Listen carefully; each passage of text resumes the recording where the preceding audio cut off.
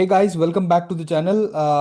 Sorry for the 3-4 दिनों से videos डाले नहीं है, but I was continuously tracking these companies and today we will discuss this long awaited results सम्मान capital. और बहुत सारे लोगों के यहाँ पे इंटरेस्ट है इस कंपनी में। सो लेट्स सी इस क्वार्टर में कंपनी ने क्या किया। तो लास्ट क्वार्टर में तो बहुत अच्छा पिक्चर कंपनी ने पेंट किया था।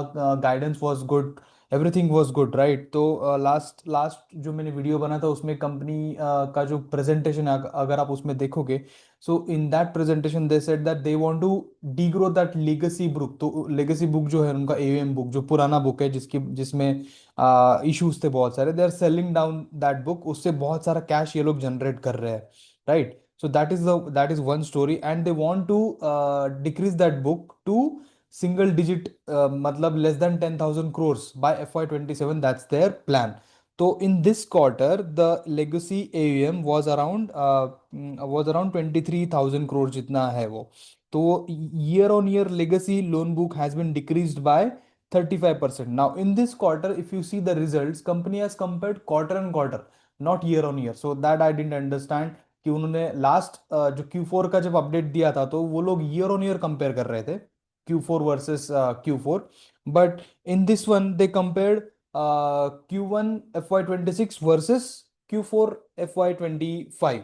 So I didn't understand that why they are doing that. ठीक है, वो एक चीज है, ठीक है। चलो आगे बढ़ते हैं। तो आई डिड दैट एनालिसिस। तो मैंने यहाँ पे क्वार्टर ऑन क्वार्टर तो आपको थोड़ा सा स्लाइट ग्रोथ दिखेगा, but if you see year on year, if you see year the AUM जो है growth AUM which is there Samman Capital and Samman Finserv. तो उन्होंने जो दो कंपनीज बनाने का इनका प्लान है, तो सम्मान capital will be prime housing loan करेगा और सम्मान फिंसर वो जो है वो अफोर्डेबल हाउसिंग लोन रहेगा। तो दोनों जो कंपनीज है, ये दोनों कंपनीज एक्चुअली 100% हाउसिंग लोन नहीं देंगे ये लोग। Some portion, majority portion will be like housing loan and remaining will be the loan against property. तो वही उनका प्लान है, ठीक है। तो आगे बढ़ते हैं यहाँ पे। तो यहाँ पे जो ग्रोथ एम ग्रोथ आया है वो that means that is around 33% year on year, which is good. So last time it was like 25%, अभी 33%, which is good, that is good thing. Another important point here is the disbursement का जो growth है, that is 80% disbursement up है। If you see Q1 FY25, the disbursements were around 2,000 crores and in this quarter they are around 3,700 crore के disbursement company ने किए हैं। अब इसमें एक इंटरेस्टिंग स्टोरी है विच आई टेल यू, कि इसमें एक एसेट लाइट मॉडल है उनका, उस पर ये लोग अभी बात कर रहे हैं। सो एवरी क्वार्टर ना ये कंपनी कुछ ना कुछ अलग अलग अपने प्रेजेंटेशन में ये लोग लेके आते हैं, एंड दैट इज एक्चुअली अच्छा भी है, बट थोड़ा सा कंफ्यूजिंग भी है शेयर होल्डर्स के लिए कि क्या कंपनी का ग्रोथ पाथ क्या है वो। तो टारगेट थोड़ा सा मूविंग यहाँ पे लग रहा है मुझे, क्योंकि लास्ट क्वार्टर में तो बहुत अच्छा इनका ये था, ग्रोथ स्टोरी था और पाथ भी क्लियर था। Now this quarter they have changed the path, थोड़ा सा अलग कर दिया है। वो हम थोड़ा डिस्कस करते हैं क्या है यहाँ पे। चलो। तो आरओई का अगर आप ट्रेंड देखोगे तो आरओई में थोड़ा सा यहाँ पे मुझे इशू है, and I tell you why. ये तो एक डिसबर्समेंट हम डिस्कस करेंगे, इसमें 80% का क्या है, और आरओई इस पहले हम थोड़ा सा देख लेते हैं, आगे सारे पैरामीटर्स कंपेयर कर लेते हैं। आरओए इट्स गुड, 1.8 टू 3.1% अच्छा है, अच्छा चल रहा है यहाँ पे, स्टोरी अच्छा है। जीएनपीएस आर स्टेबलाइजिंग एट 1.5%, ज़्यादा कुछ बड़ा नहीं है। If you see all the housing finance companies, ये जो क्वार्टर है, ये क्वार्टर बेसिकली सबके लिए वीक होता है, बट स्टिल यहाँ पे कुछ ज़्यादा एनपीएस का इंक्रीज हुआ नहीं है। सो that is good thing for Samman capital. Now target तो मैंने आपको बता दिया, 60% का उनका टारगेट था, अज्यूमिंग कि वो FY27 में आई थिंक 1 लाख करोड़ का लोन बुक करना चाहते हैं। दैट मीन्स FY26 में they should do almost around 60,000 crore का करना चाहिए। तो अभी है ऑलमोस्ट 38,000 करोड़ का। अगर आप लास्ट क्वार्टर में देखोगे तो लास्ट क्वार्टर में इट वाज अराउंड 37,000 और अभी 38,897 हुआ है। तो ज्यादा कुछ ग्रोथ इस क्वार्टर में दिखा नहीं है, and maybe because of the seasonality, right. Which is not really discuss in the con call. Con call बहुत ही छोटा कॉन कॉल था। I unfortunately I couldn't achieve attend that con call live, but I listen to that con call and did my analysis here. So if you see here, interest income जो है, the one negative thing, the interest income is down by 7.4% year on year, that is one thing.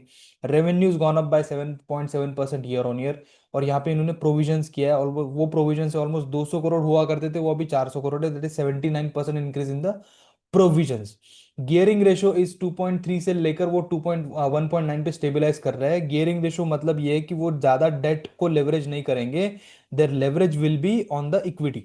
तो जो इन्होंने इतना सारा equity race किया है, QIP करते रहते हैं, अगर आप देखोगे आए दिन ये लोग बॉन्ड्स इश्यू करते हैं ना, तो वो सब में through that they are collecting the money, and उनका वही प्लान है अभी कि for now they don't want to leverage the debt and still want to expand the AUM. So growth AUM expanded by 33%, which I already told you. Legacy AUM by minus 35%.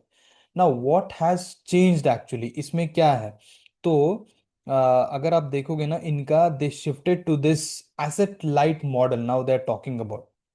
ठीक है, जो regular NBFC होती है वो क्या करती है, वो लोन जो पूरा देती है वो पूरा लोन अपने लोन बुक पे लेते हैं वो लोग। तो लोन बुक पे अगर पूरा लोन लेंगे तो उसमें दो चीजें, आपको रिस्क तो है क्योंकि वहां पे जीएनपीएस हाई हो सकता है अगर किसी ने डुबा दिया लोन तो, बट अगर वो अगर अच्छे से प्रॉपर पे कर रहा है तो आपको यील्ड भी ज्यादा मिलता है, आपको आरओए भी ज्यादा मिलेगा, और definitely ROA will be going in a good direction, positive direction, right, that is conventional.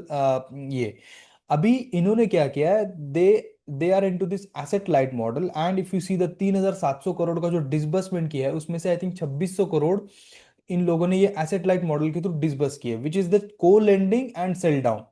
तो इसमें क्या है, को लेंडिंग करते हैं ये लोग बैंक से, दैट मीन 60%, अगर मान लो कोई लोन दिया तो उसमें से 60% loan will be directly given by the Sammaan capital, which will be there on the their balance sheet, and 40% loan जो होगा वो को लेंड करेंगे, मतलब बैंक बैंक से लेंगे। ठीक है, तो इसमें क्या होगा, आपका रिस्क भी डिवाइड हो जाएगा, बट रिस्क डिवाइड होने से आपका रिवॉर्ड्स भी डिवाइड डिवाइड होता है, वो भी एक, मतलब ये डबल एज स्वॉर्ड है बेसिकली। ठीक है, आपका एयूएम तो बढ़ेगा, but the question mark is on ROE. ROE में मुझे यहाँ पे बहुत बड़ा क्वेश्चन मार्क दिखता है। ठीक है, नेक्स्ट इज दिस, और ये जो सेल डाउन है, अगर if I to explain you in little detail, so this is the PPT, one of the slide which they have mentioned.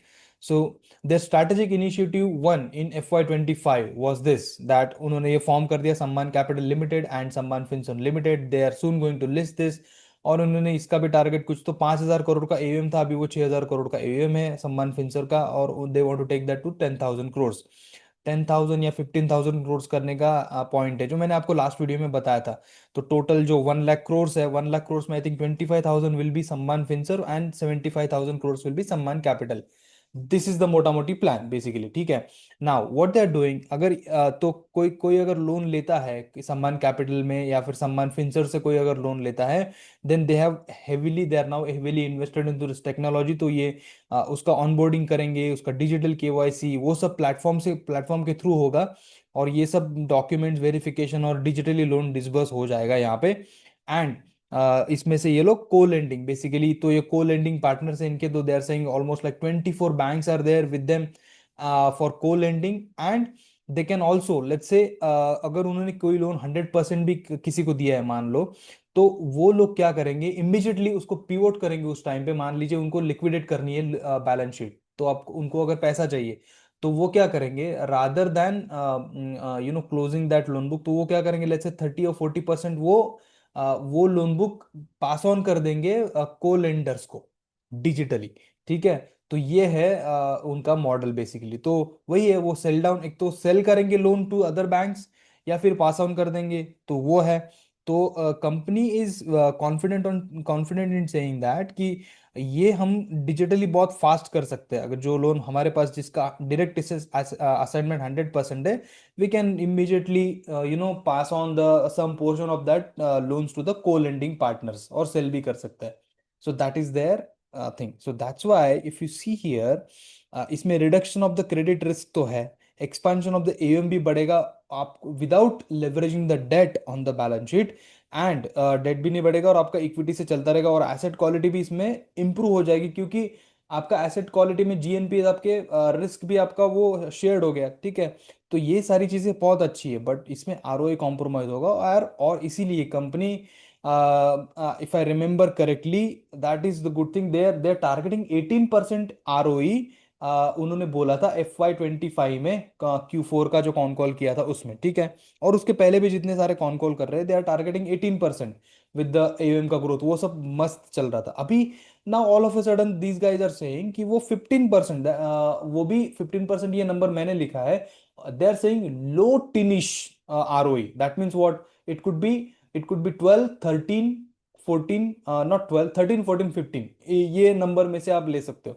तो ये एक चीज मेरे लिए मतलब क्या बोल सकते हो, निगेटिव है in this Q1 for Samman Capital. Other other things are excellent, उसमें मुझे कोई इशू नहीं है, disbursement is absolutely fine, growth rate is also fine. I just have this one concern on the rate of this ROE. So what do I do in this situation? So I generally I don't add up basically. It's my personal opinion. मैं add नहीं करूँगा. I will wait for another quarter on this particular clarity where the RO is going. So although company is good, they're doing good, their future is good, but this is negative because I want in NBFCs all these parameters to go up. Just like for example, अगर आप देखोगे India shelters, all parameters are ticked, right?